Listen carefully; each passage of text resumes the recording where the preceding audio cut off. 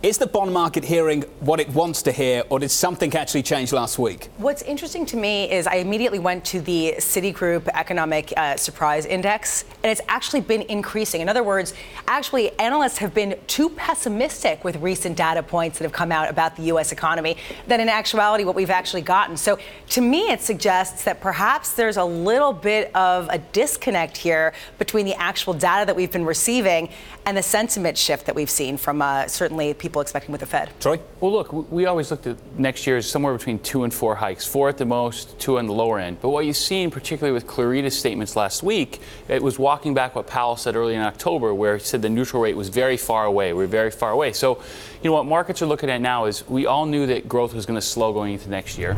Inflation data is coming off a bit. Oil is collapsing again, and they're walking back the probability of more than 2 hikes. So, you know, we're in the camp now where we think 2 is much more likely than 3.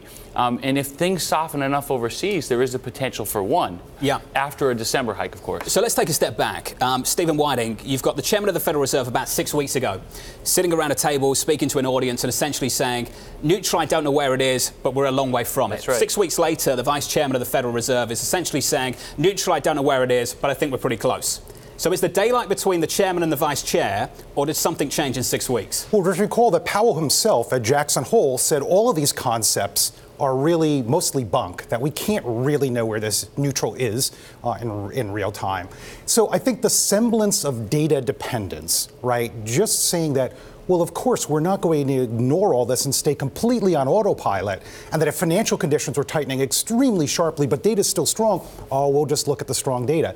That would be the mistake. So again, Clarita coming in and telling us that these things will matter, financial conditions will matter, the evolution of data will matter.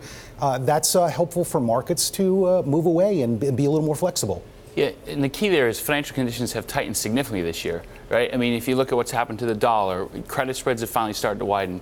Equity premiums or multiples have come down by 3 to 4 times. So the Fed is tightening in the front end, unwinding their bond portfolio, but most of the work of tightening has been done by markets, which means there's less pressure to hike more than was expected. But that's finally, right? Yeah, finally, yeah, of course.